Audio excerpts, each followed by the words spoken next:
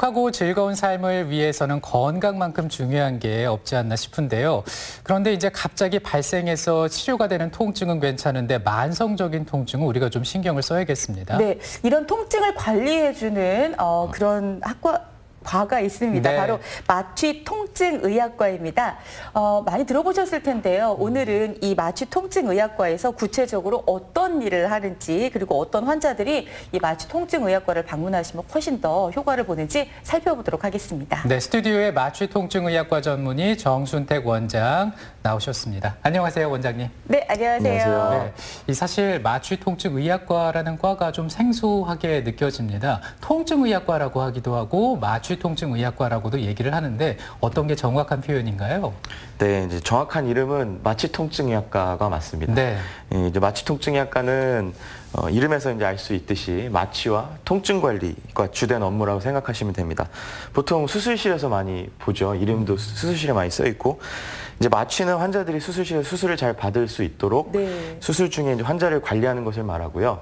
수술을 받는 환자 중에 중환자가 있을 수도 있잖아요. 건강한 그렇죠. 사람들만 수술을 받는 게 아니니까. 그래서 이제 수술 후에 중환자 관리도 마취통증의학과에서 하고 있습니다. 그리고 통증의학은 이제 마취통증의학의 큰 부분 중에 하나라고 생각하시면 됩니다. 이제 환자들의 이제 통증, 모든 통증을 치료를 하게 되는데 일반적인 근골격계, 뭐 척추나 관절 이런 네. 통증, 그 다음에 신경병증성 통증, 신경통이라고도 하죠. 그리고 암성 통증, 암 환자들도 예, 보고 있습니다. 그리고 이제 수술을 하고 나면은 통증이 있잖아요. 수술 후 통증 관리까지 예, 담당하고 있습니다. 내과를 보시면은 뭐 소화기내과, 심장내과, 네. 호흡기내과 이렇게 분과들이 여러 개 그 과 안에 많이 있는데 이제 저희 마취통증의학과에는 뭐 심폐마취, 뭐 제왕절개 등을 하는 산부인과 산과 마취, 이식 마취, 소아 마취 이런 마취 파트가 있고 그다음에 이제 중환자 관리, 통증의학 이렇게 네. 분과가 나뉘어져 있습니다. 그래서 통증의학과는 이제 마취통증의학과 안에 한 분과라고 생각하시면 되겠고요. 요즘 이제 방송하는 의학 드라마가 있는데 거기에서 이제 이 마취통증의학과 안에 통증의학과에 대한 내용을 지금 다루고 있는 걸로 네. 알고 있습니다. 아니 그렇다면 뭐 상당히 다양한 과에 다 적용이 되겠네요. 공부 진짜 많이 하셨겠습니다. 네, 자 그렇다면 이제 우리 마취통증의학과에서 그 마취에 대해서 좀 살펴보도록 하겠는데 네. 제가 하는 마취는 두 종류. 국소 마취, 전신 마취 이렇게 나뉘지 않습니까? 이 네. 내용도 좀 설명해 주시겠어요? 네, 이제 그 국소 마취, 부분 마취라고 네. 하기도 하고 이제 전신 마취가 있죠. 이제 다른 분야들도 그렇겠지만 마취도 좀 발전이 많이 이루어져서요. 예전에는 이제 조금 찢어져서 봉합할 때, 꿰맬 때 거기에만 마취를 하는 이제 국소 마취를 했었고 나머지는 다 이제 전신 마취를 하게 됐었는데 전신 마취는 이제 잠이 들고 인공호흡기를 돌려서 이제 마취통증의학과 의사가 다 이제 조절을 하면서 수술을 하고 이제 마취를 깨우고 네. 이렇게 하는 게 전신 마취가 되는데 요즘에는 이제 수술 부위나 시간이나 뭐 환자의 상태에 따라서 마취 방법을 좀 바꾸게 되는데요. 뭐 예를 들어서 한쪽 팔만 수술한다든지 한쪽 다리만 수술한다든지 아래 배 쪽만 수술한다든지 이럴 때 그 부위만 마취할 수 있는 부위 마취가 또 있습니다. 네. 그래서 오, 우리가 뭐 신기하네요. 하반신 마취라고 하는 뭐 척추 마취, 경막의 마취, 그다음에 팔만 마취하는 뭐 상완신경총 마취 이런 것들을 이제 하게 되고요. 수술 시간이 길거나 뭐 뱃속, 심장, 폐 이런 데를 수술할 때는 이제 전신 마취를 시행하게 됩니다. 그리고 또 이제 간단한 시술이나 내시경 등을 할 때 잠만 살짝 자고 일어나는 이제 맥 마취라고 하는데 뭐 정맥 마취라고 하기도 하고요. 그런 것들도 있습니다. 네. 근데 저는 여기서 좀 궁금한 게 있는데요. 어디서 듣기로는 마취를 하면 특히 이 전신 마취를 하고 나면 조금 멍청해질 수도 있다고 하던데 이게 사실인가요? 머리가 나빠진다. 네. 네. 이제 전신 마취를 하게 되면 마취 약제가 많이 들어가고 이제 의식에 관련돼서 이제 뇌에 작용을 하니까 그런 것 같은데 전신 마취와 뇌에 대한 연구가 많이 이루어지고 있는데요. 이제 마취로 인해서 뭐 지능이 떨어진다라든지 이런 것들에 대해서 정확하게 밝혀진 것은 아직 없고요. 이제 성인들에 대해서는 큰 영향이 없는 것으로 알려져 있고 대신에 이제 이 뇌나 이런 곳이 좀 덜 성숙한 만 3세 미만의 아이들 있죠. 이런 아이들이 3시간 이상 긴 수술을 여러 번 하는 것은 조금 영향이 갈 수도 있다. 라고 이제 알려져 있습니다. 성인은 마취 약제로 인한 영향보다는 이제 수술할 때 출혈이나 이런 것들 때문에 혈압이 많이 떨어질 수도 있고 네. 이런 좀 과도한 이 활력증후의 변동이 있을 경우에는 좀 영향이 있을 수도 있습니다. 네. 그렇다면 이제 그 통증에 대해서 좀 본격적으로 살펴볼 텐데요. 우리가 어디가 아플 때 이제 통증이 느껴져요 이렇게 얘기를 하거든요. 그렇다면 이 통증은 정확하게 뭘 얘기하는 겁니까? 네, 이제 통증이라고 하면은 단순히 아픈 것만 생각하시기 쉬운데요. 네. 이게 좀 생각보다 간단한 의미가 아닙니다. 이 국제통증연구학회에서 통증에 대한 정의를 내렸는데, 통증이란 이제 실질적 또는 잠재적인 조직 손상이거나 이러한 손상에 관련돼서 표현되는 감각적이고 정서적인 불유쾌한 경험으로 정의를 했습니다. 네. 그러니까 통증은 단순히 아픈 감각만을 뜻하는 게 아니고 네.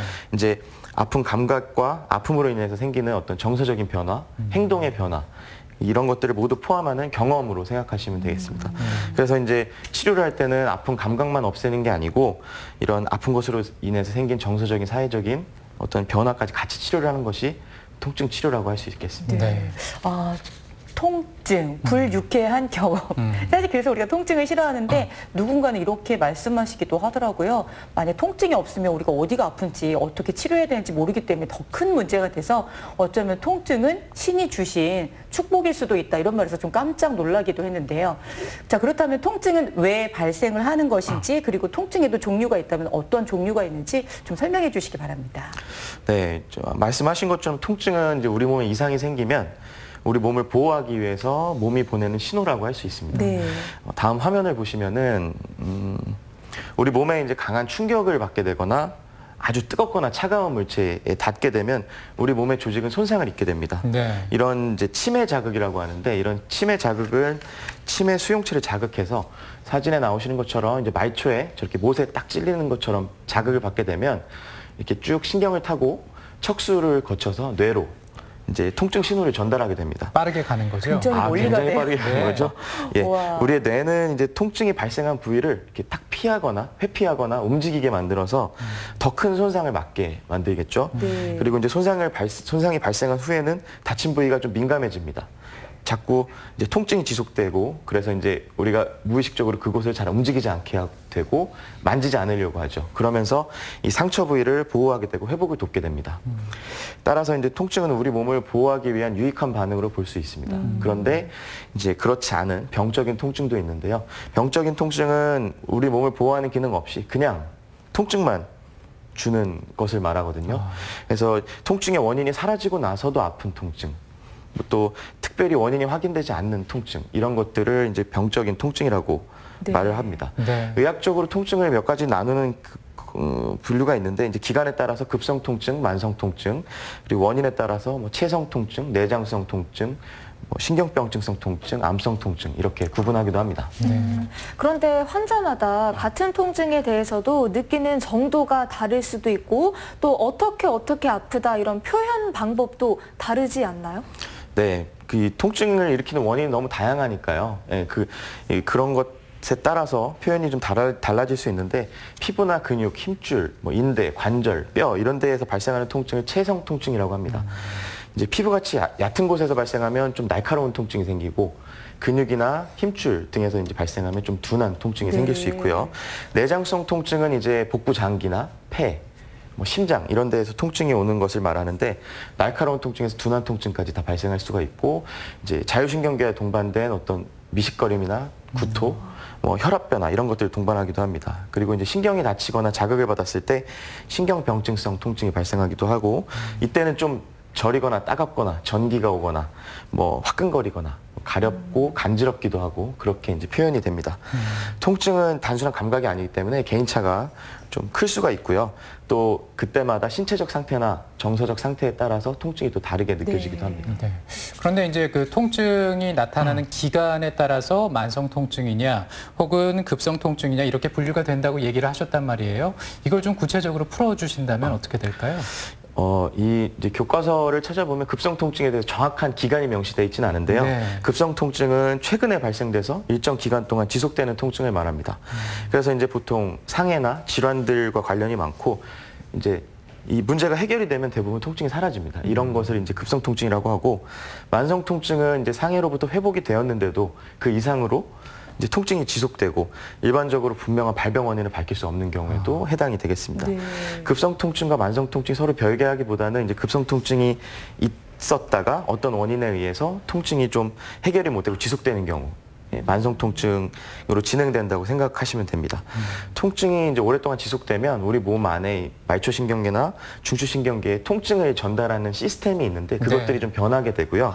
그리고 또 이제 정상적으로 우리 몸에는 통증을 억제시키는 기전들이 다 존재를 하는데 네. 이런 것들이 변화가 되게 됩니다. 그래서 비정상적인 통증 신호를 계속 느끼게 되는 거죠. 네. 그래서 통증이 있을 때는 좀 적극적으로 치료를 해서 만성 통증으로 가는 것을 막는 것이 중요합니다. 아, 초기에 그러니까. 네네. 네. 이 말씀하신 만성 통증은 그냥 뒀을 때 좀 위험한 거죠. 그렇죠. 예, 이제 만성 통증은 통증을 그 자체를 이제 병으로 볼 수 있습니다. 그래서 우리 몸이 이제 개인차가 있지만 통증을 많이 겪어볼수록 많이 느끼면 느낄수록 통증을 더 쉽게 느낀다고 하거든요. 그 이유는 이제 말초에서 또는 중추에서 감작된다고 표현을 하는데 이 통증에 만성적으로 감작되게 되면 통증 신호 통증을 전달하는 통증 신호가 정상보다 많아지게 됩니다. 아, 그럼 통증을 그동안 많이 느꼈던 사람은 더 많이 느낀단 네네네. 말이에요? 그 아프지 않을 정도의 자극의 통증을 느끼기도 하고 그냥 아무 자극 없이 통증을 느끼게 되기도 하고 그렇습니다. 그래서 통증에 좀 훈련되듯이 통증이 습관화되는 것을 말하거든요. 네. 그것이 이제 만성 통증이고 그래서 이제 상처가 다 나았는데도 심한 통증이 지속되는 경우 그건 정도가 아주 심한 통증, 가만히 있어도 통증이 있는 경우, 밤에도 아픈 경우, 일상생활에 지장을 주는 통증 이런 것들이 이제 만성화되는 경우에는 꼭 치료가 필요하고 사실 급성 통증 때부터 좀 잡는 것이 중요하겠죠. 네. 환자들이 많이 물어보는 것 중에 하나 진통제에 대한 걸 많이 물어보는데 대개 이제 진통제는 단순히 통증만 줄여주고 근본적인 치료는 되지 않는 것이 아니냐라는 말씀들을 많이 하시는데요. 급성 통증이 있을 때부터 적극적으로 통증을 줄여주는 것이 이제 만성 통증으로 이행을 막아주기 네. 때문에 네. 아주 중요하고 만성 통증 환자한테는 진통제 자체가 중요한 치료제입니다. 네. 자, 통증을 한 번도 경험해보지 않으신 분들은 없을 것 같은데 우리 아마 그 주부들께서는 아기 낳고 난 다음에 찌르르하게 뭐 시리다 이런 경험도 있고요. 바람만 불면 뭔가 시리다 이런 신경성 통증. 저는 여기 이 같을 때 이렇게 약간 시린 느낌 있잖아요. 치료는 크게 안 받아도 괜찮다고 하는데 어떻게 씹으면 좀 시리고 이렇게 신경성 통증이라고 해야 되나 이런 것들도 좀 안 좋은 것 같아요. 우리가 이제 보통 신경병증성 통증이라는 말을 쓰거든요. 신경병증성 통증은 신경의 손상으로 발생하는 네. 통증입니다. 그래서 꼭 손상이 아니더라도 신경의 압박, 뭐 신경 주변의 염증, 신경의 손상 등이 발생하게 되면 여러 가지 통증 표현을 하게 되는데 보통 저림감, 전기가 오는 느낌, 시리거나 화끈거림, 그렇죠. 뭐 시다라고 표현하기도 네. 하고요. 네. 칼로 베는 듯, 막 잡아 뜯는 듯 아프겠다. 여러 가지 네. 이제 표현을 하시게 되는데 대표적인 병으로는 이제 수두 바이러스가 신경에 잠복하고 있다가 다시 이제 활동을 시작해 생기는 대상포진이 있고요. 네. 그다음에 이제 척추 디스크나 척추관 협착증 때문에 척수나 척추신경이 자극받고 염증이 생겨서 발생하는 통증 네. 이런 것도 이제 일종의 신경병증성 통증이고요. 손목 터널 증후군, 뭐 척골 신경 포착 증후군, 3차 신경통 이런 이제 질환들이 있습니다. 또 외상으로 이제 신경 손상을 입은 후에 이제 상처는 다 나았는데 통증이 지속되는 경우가 있거든요. 그렇죠. 그런 경우에도 신경병증성 통증으로 볼 수 있습니다. 근데 사실 이제 환자 입장에서는 배가 아프면 내과를 가고요. 또 근육이 아프면 정형외과를 찾기 마련인데 그렇다면 마취통증의학과는 어떤 환자들이 찾습니까? 몽땅 다 가셔도 되는데. 네, 사실 다 오셔도 되는데요. 그러니까 아, 네. 통증의학과에서는 이제 전체 통증을 다 공부를 합니다. 배우고 이제 그런 통증들을 치료를 하게 되는데 이제 특히 그 중에서 척추 디스크나 척추관 협착증, 뭐 후관절 증후군, 네. 뭐 디스크 내장증, 척추 수술 후 통증 증후군 등 이 네. 척추 통증 환자들의 비수술 치료를 좀 적극적으로 많이 하고 있고요. 아, 그 다- 비수술, 네, 수술하지 네, 않고. 수술을 하지는 네. 않으니까요. 저희 네. 과는. 예, 그리고 이제 그 다음에 이제 어깨나 무릎 등 관절 질환도 치료를 많이 하고요. 그럼 어떤 환자들이 가장 많이 오세요? 척추 질환하고 관절 질환 환자들 분들이 제일 많으신데요. 네. 이제 그 외에도 신경병증성 통증 환자분들도 계십니다. 아까 말씀드렸다시피 대상포진, 뭐 복합부위 통증 증후군, 말초 신경병증 이런 환자분들이 계시고 그리고 이제 암 환자분들도 계십니다. 네. 개인 병원에서는 사실 암 환자분들을 많이 보진 않는데 네. 대학병원에서는 굉장히 많은 암 환자분들께서 통증의학과에서 통증 관리를 받고 계십니다. 그렇군요. 그렇다면 통증을 진료하는 여러 진료 과목 중에서 중에서 이 마취 통증 의학과의 장점이 있다면 어떤 게 있을까요? 네, 이제 척추나 관절 질환을 포함해서 여러 통증 질환을 통증의학과에서만 보는 건 아니죠. 정형외과, 신경외과, 뭐 재활의학과 이런 여러 과에서 치료를 할 수 있는데 각각 과마다 병에 대한 견해가 조금씩 다르고요. 네. 치료도 좀 다릅니다. 저희 이제 마취 통증의학과에서는 사실 다양한 부위 마취를 하게 되는데 이런 그 수술을 위해서 아예 통증을 못 느껴야 되죠. 환자가 통증 없이 수술을 안전하게 받도록 부위 마취를 이제 시행을 하고 있는데 그 부위 마취가 수술뿐만 아니라 이런 통증 환자한테 적용되면서 다양한 방법의 신경차단술 등의 이런 시술로 네. 발전을 하게 된 겁니다. 그래서 신경차단술, 뭐 신경성형술, 신경주사, 신경치료 이렇게 불리는 그런 주사치료나 시술에 관련해서는 가장 많은 경험과 높은 숙련도를 가지고 있는 과가 마취통증의학과라고 할 수 있습니다. 그리고 또 이제 약제들을 많이 쓰는 과라서 진통제뿐만 아니라 항경련제, 항우울제, 그리고 마약성 진통제 이런 것들을 좀 잘 사용할 수 있는 과가 네. 마취통증의학과입니다. 갑자기 개인적인 질문 하나 드리고 싶은데 네네. 공부 더 많이 해야 될 것 같고 머리도 좀 아플 것 같은데 왜 이 마취통증의학과를 선택하게 되셨어요?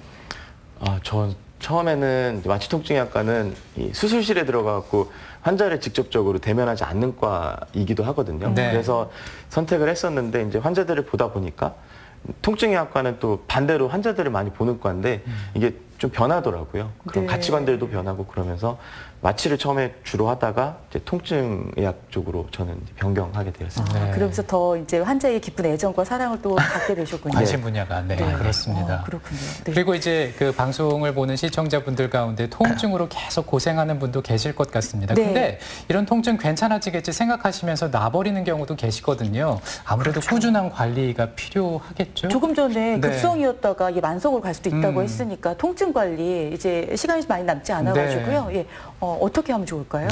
네, 이제 척추 질환에 관절 질환을 치료받는 분들이 이제 저한테 가장 많이 물어보시는 게 완치가 되느냐, 고칠 수 있느냐라는 걸 많이 물어보시는데 이런 질환들이 사실 우리 몸이 자연스럽게 나이를 먹는 것처럼 퇴행성 변화가 이제 점점 일어나고 있는 것이거든요. 네. 그러면서 통증이 생기는 건데 그래서 이제 치료의 목표를 완치보다는 이제 그 앞으로 더 나빠지지 않게 관리를 하는 것에 있습니다. 그래서 우리 몸에 통증이 있으면 이제 먼저 움직임에 제약이 생기고 정서적으로 좀 우울해지는 등 일상생활에 많은 불편이 생기는데 그러다 보면은 점점 이제 활동을 좀 줄이게 되고 그렇죠. 삶의 질이 떨어지게 맞아요. 되는 안 악순환이 움직이시고. 네. 네, 악순환이 이제 반복이 될 수 있습니다. 그래서 통증이 있을 때는 병원에 방문하셔서 적극적으로 통증을 치료하시고 일상생활을 충분히 하시고 가벼운 운동을 좀 꾸준히 하시는 것이 오히려 이런 척추나 관절의 퇴행성 변화를 늦출 수 있습니다. 네. 그래서 이런 이제 아픈 통증에서 빨리 해방되시기를 바랍니다. 네. 네.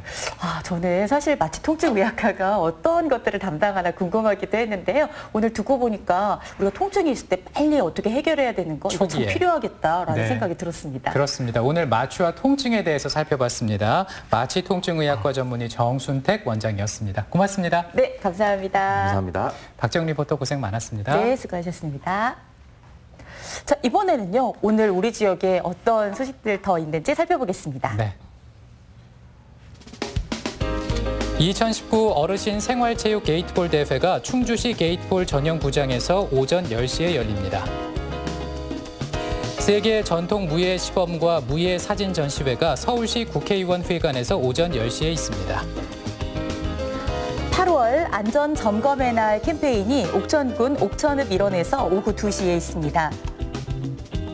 전통놀이 연구회 과제교육이 영동군 농업기술센터에서 오후 4시부터 있습니다. 이어서 내일 예고입니다. 투데이 브리핑 시간에는 보도국의 진기훈 기자와 함께 한 주의 이슈를 보다 심도 깊게 다룹니다. 시장에 가자. 지난주에 이어서 제천 내토시장을 찾아갑니다. 시장 상인들의 끼를 볼 수 있는 장보고 가요 준비되어 있고요. 그리고 시장 속 숨겨진 맛집을 소개해드리는 시장 보고 내일 만나주세요. 몸에 좋다고 알려진 허브, 키우기도 어렵지 않아서 로즈마리나 민트 같은 것들 많이 키우시는데요. 그런데 요리 후에 남은 허브를 어떻게 보관해야 될지 고민도 많이 하시더라고요. 네, 좋은 방법을 알려드리도록 하겠습니다. 얼음을 얼릴 때요, 이 허브 잎을 하나씩 이렇게 넣어서 얼리게 되면은요, 그걸로 뭐 음료를 드실 때도 그렇고 허브 향이 확 날 수 있잖아요. 좋겠네요. 이렇게 활용해 보시면 어떨까요? 네, 오늘도 건강하고 행복하게 보내시고요. 저희는 내일 이 시간에 인사드리겠습니다. 함께해 주셔서 고맙습니다. 고맙습니다.